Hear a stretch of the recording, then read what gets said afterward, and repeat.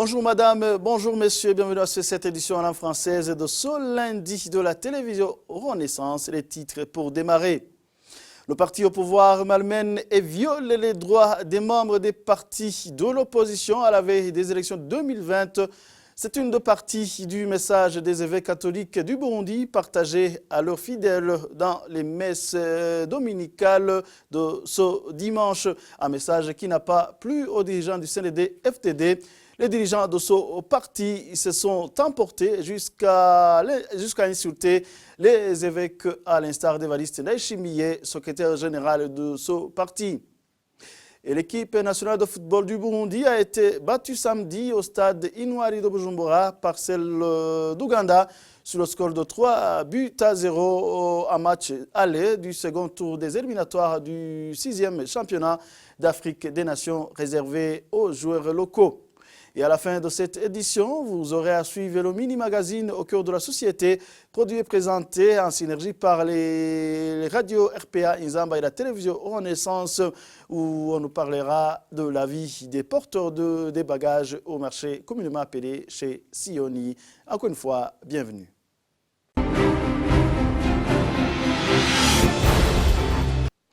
Je vous le disais dans les titres, le Conseil des évêques catholiques du Burundi s'est exprimé officiellement dimanche sur les prochaines élections 2020 prévues au Burundi. Ces évêques apprécient certaines réalisations, mais déplorent les cas d'intimidation et de violation des droits humains commis à l'endroit des membres des partis de l'opposition par le pouvoir en place. Suivez ici Monseigneur Bonaventure Nahimana, il est vice-président du Conseil des évêques catholiques du Burundi. Litworenza uruho rw'amazi ku bibazo bimwe bimwe biteye amakenga. Nous ne serions pas passés sous le silence certaines questions qui étant au Burundi. Nous voyons une tendance à étouffer et violenter certains partis politiques et persécuter leurs membres. Nous reconnaissons que l'article 75 de la Constitution affirme que le multipartisme est reconnu au Burundi et que l'État et d'autres partis se sont mis d'accord de travailler librement dans le respect mutuel. Mais à côté de cela, il y a des paroles, des messages et des comportements terroristes qui risquent de perturber le climat favorable au processus électoral. Dans des différentes provinces, on manifeste des assassinats politiques. À certains endroits, la justice reste indifférente face aux criminels. Il y a aussi le fait de confondre le parti au pouvoir et l'administration. Par exemple, dans certains endroits, les jeunes affiliés à ce parti semblent se substituer aux services de sécurité. Ça aussi cause la perturbation de la processus électoral. Autre inquiétude, nous allons entrer aux élections de 2020 alors que nos frères et sœurs sont toujours à l'étranger ou ils sont en exil. Ils y sont toujours parce que la crise qui les a poussés à fuir le pays n'est pas toujours résolue. Ça aurait été juste si tous ces réfugiés seraient déjà rentrés dans la joie et pour leur propre gré. Plusieurs Burundais sont dans une situation de pauvreté et peuvent être soumis au phénomène de l'achat de conscience et aussi élire des politiciens qui n'ont pas de bons projets de développement pour le Burundi. Utwo bafumbatishijwe bagava batora n'abadafise imigambi ngirakamaro ku gihugu. Et le parti CNDD-FDD a tenu à réagir à la veille de la diffusion officielle de ce message. Evariste Ndayishimiye, secrétaire général du parti, s'en est pris à l'Église catholique et a indiqué que les évêques catholiques du Burundi s'immiscent dans la politique chaque fois que les élections approchent pour déstabiliser le parti CNDD-FDD. Suivez.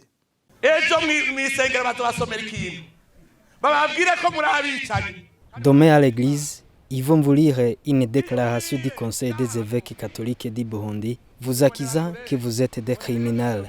Imaginez, ils disent que la jeunesse Imbonerakure viole et harcèle les autres issus des partis de l'opposition. Cette déclaration ne viendra que pour vous diviser, que pour vous rendre mécontents comme ils l'ont fait en 2015. Souvenez-vous de celui qui a dit qu'on devient esclave. Connaissez-vous cet homme? Et voilà, il recommence, comme la période électorale approche, le moment de leur récolte approche, pour semer encore la division et la haine. À ce que je sache, plus de 85% de ces Imbonerakure sont catholiques. Alors, pourquoi ils ne disent pas que ce sont des Imbonerakure catholiques qui tuent les gens? Bref, que c'est l'Église catholique qui extermine les gens. Au sein de notre parti, Dieu occupe la première place. Je vais vous dire une chose. Lorsqu'une personne prépare des massacres, il fait tout pour endosser la responsabilité aux autres en les faisant passer pour des criminels ou des animaux sauvages. Toute chose que vous entendez actuellement, que les Imbonerakure malmènent c'est des autres partis, c'est pour tout simplement inciter ces des autres partis à mener une légitime défense contre un ennemi. bariko bashaka yuko abo mu yindi migambwe batangura kwitanga umwasi. Et le gouvernement n'a pas tardé à réagir également via le premier vice-président du Burundi. Gaston Sidimo fait savoir que le gouvernement ne peut pas faire des commentaires sur le discours des évêques car ce sont des personnes qu'ils respectent. Pour Gaston Sidimo, les Burundais ont besoin de quelque chose qui peut leur donner de l'espoir, mais reconnaît qu'il y a ceux qui maltraitent les autres dans la politique. Suivez.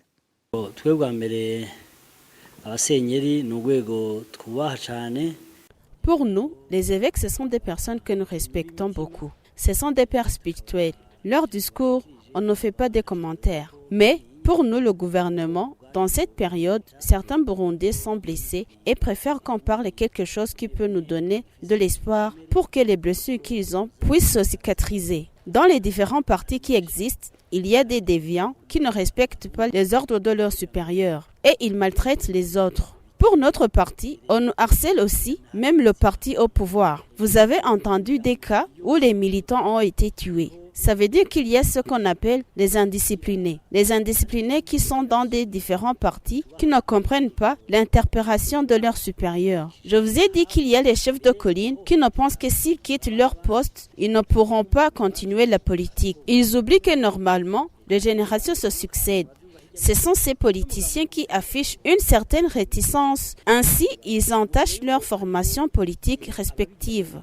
Je peux vous dire qu'il y a ceux qui sont en prison à cause de son comportement alors qu'ils sont des membres du parti au pouvoir. Ceux qui font ce qu'ils veulent, qui veulent se substituer au pouvoir public, qu'ils nous le disent au lieu de tenir une langue terrifiante. Qu'ils nous approchent et nous le disent. On a déjà vu qu'il y a ceux qui veulent donner des ordres aux policiers, il y a même ceux qui veulent donner des ordres aux administrateurs. Parce qu'on l'a déjà vu, quand l'administrateur donne une permission à un parti politique d'organiser une réunion, il arrive qu'un chef de colline s'arroge le droit d'interdire cette réunion. Et prochainement, ils seront punis parce qu'ils ont dépassé la ligne rouge. Abo rero nuko tubadoma ku rutoki kandi benshi mu misi iza tugiye kubafata tubahane kuko bazoba barenze urugero. Les réactions virulentes du pouvoir et du parti au pouvoir contre les évêques catholiques est un discours de peur et de gens qui perdaient la tête. Le constat est de Pacifique Ninazwe, président du Forum pour la conscience et le développement. Dans son analyse, Pacifique Ninazwe insiste sur l'exemple des propos d'Evariste Ndayishimiye qui s'en prend avec une virulence sans précédent au prélat en y mêlant même des mensonges plutôt révélateurs des vices de son propre part, selon le président du FOCODE. Suivez. Le message d'Evariste Ndayishimiye, j'ai particulièrement noté une sorte d'auto-accusation. Il a répété beaucoup de bavures du régime, notamment des exactions des miliciens Imbonerakure. Il a nié évidemment, mais il a utilisé un langage que les évêques n'ont jamais utilisé dans leur message. Mais pourtant, ce qu'il disait, c'est tout à fait vrai. Les Imbonerakure sont connus, c'est d'une autorité publique que les Imbonerakure menacent les opposants au régime, se comportent comme des policiers un peu partout dans le pays, surveillent tout le monde au Burundi aujourd'hui. Evariste Ndayishimiye donne d'ailleurs ce que j'ai considéré comme une révélation. Il a dit qu'il sait très bien que les gens qui préparent des tueries tentent de déshumaniser leurs victimes en leur collant des noms d'animaux. Alors là, je me suis interrogé, quand Nkurunziza utilise le terme Mujeri contre ses opposants, quand Mujeri devient le qualificatif parfois sur des Tutsis ou bien sur des opposants qui utilisent tous les militants du régime aujourd'hui, je me demande demande s'il ne nous a pas révélé que ce terme était une forme de nous dire qu'ils allaient nous tuer et que ça préparait aussi beaucoup d'autres tueries. Donc ça lui a probablement échappé, mais ça a été une très bonne auto-accusation de sa part, alors que les évêques catholiques n'ont jamais utilisé une qualification d'animal sur les militants du parti CNDD-FDD. Enfin, Évariste Ndayishimiye aurait compris que les évêques ont accusé le parti CNDD-FDD d'être en train de politiser des petits-enfants.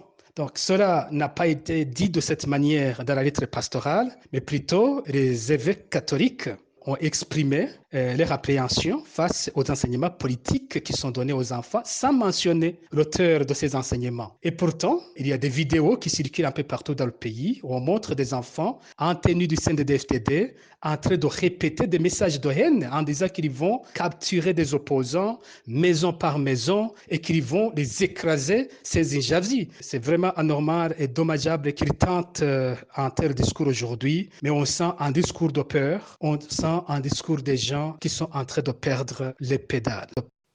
Le journal poursuit. L'équipe nationale de football du Burundi a été battue samedi au stade d'Intwari de Bujumbura par celle d'Ouganda sur un score de 3-0, un match aller du second tour des éliminatoires du 6e championnat d'Afrique des Nations réservé aux joueurs locaux.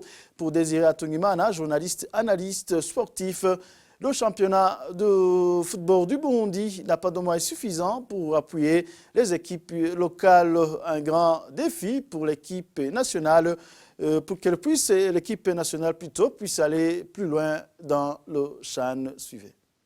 Plusieurs facteurs expliquent la défaite des Intamba Murugamba. Premièrement, le niveau du football, le niveau du championnat burundais a sensiblement baissé parce que chaque année, des joueurs qui émergent quittent le championnat burundais pour aller chercher ailleurs. Ils vont chercher ailleurs parce qu'ils ont le niveau, mais il n'y a pas les moyens au Burundi pour les retenir. À ce moment, ces joueurs partent à l'étranger, surtout au Rwanda. Une vingtaine de joueurs burundais viennent au Rwanda pour chercher et le niveau et l'argent. Il ne faut pas oublier que le football, le sport va avec l'argent.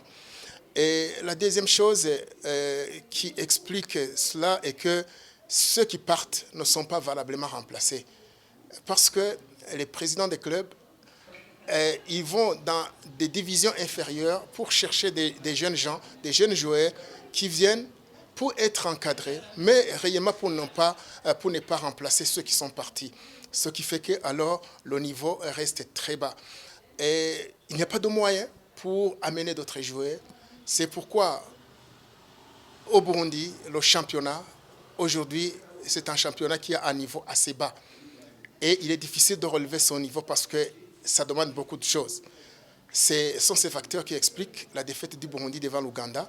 L'Ouganda, un pays qui a un championnat qui a un niveau raisonnable, et jouer contre le Burundi qui perd chaque année des meilleurs joueurs qui vont ailleurs, c'était prévisible que le Burundi perde.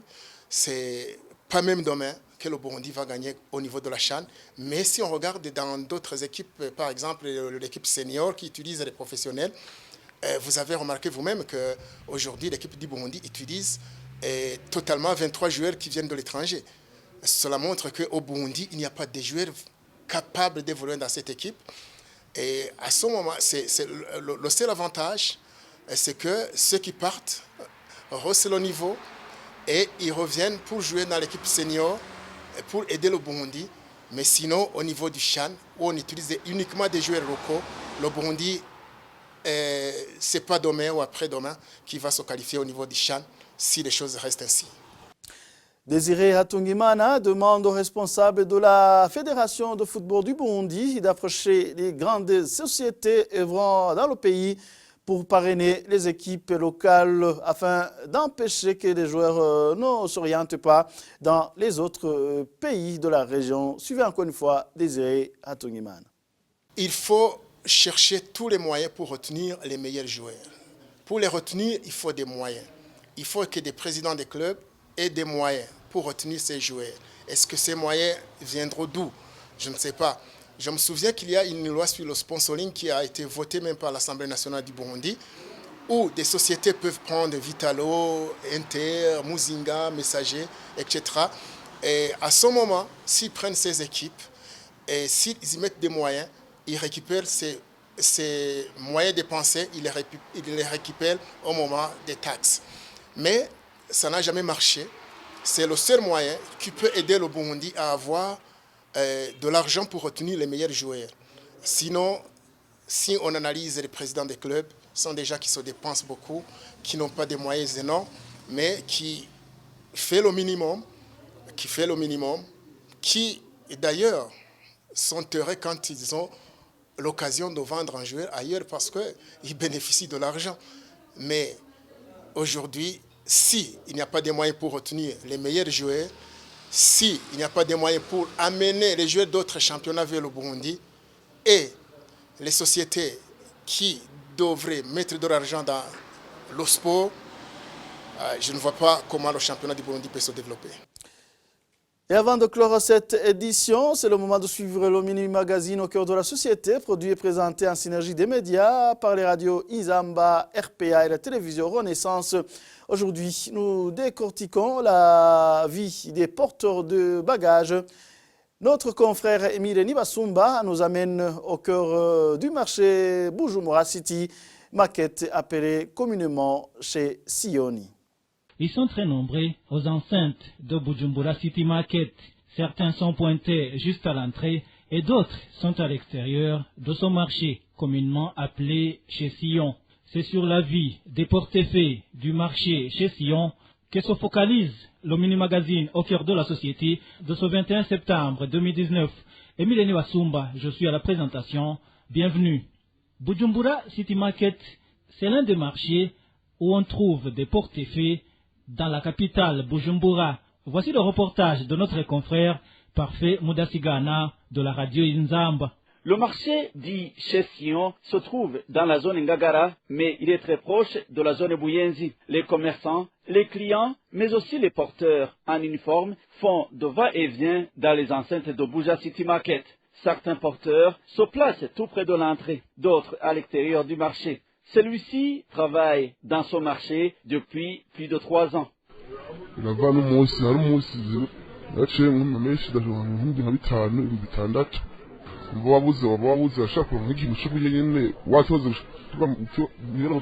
peux gagner jusqu'à 5 ou 6 000 francs burundais par jour, mais parfois je peux même gagner 1 000 francs seulement ou rentrer près d'Ouï. Quand je gagne 5 ou 6 000 francs, je prends 2 000 francs pour la restauration. J'envoie le reste à l'intérieur du pays pour aider ma famille. J'habite dans une maison de location. Nous payons 30 000 francs par mois. Nous sommes à 3. Je me suis adapté petit à petit. Ce n'est pas la même situation que quand je suis arrivé à Bujumbura il y a plus de 3 ans.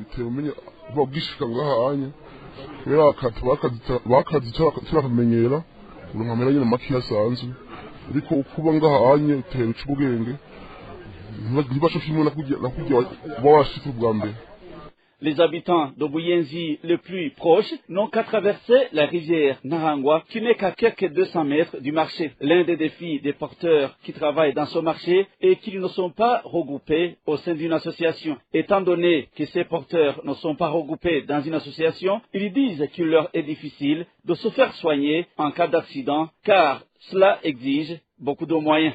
Certains commerçants du marché chez Sion expliquent que les porte-faits sont d'une importance capitale.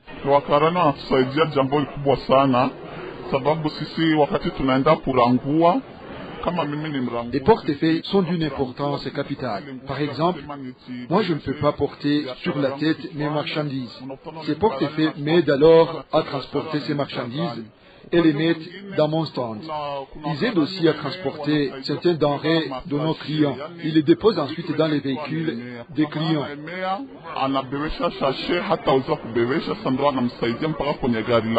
Ces porte-faits de Bujumbura City Market, communément appelés chez Sion, demandent que les autorités de ce marché leur expliquent ce que font avec les 300 francs burundais qu'ils paient chaque jour. Ils demandent également qu'il y ait une mise en place d'une association qui regroupe c'est porté fait. Voilà, c'est par ici que nous mettons un point final au mini-magazine au cœur de la société. Emiliani Basumba, j'étais à la présentation. Au revoir.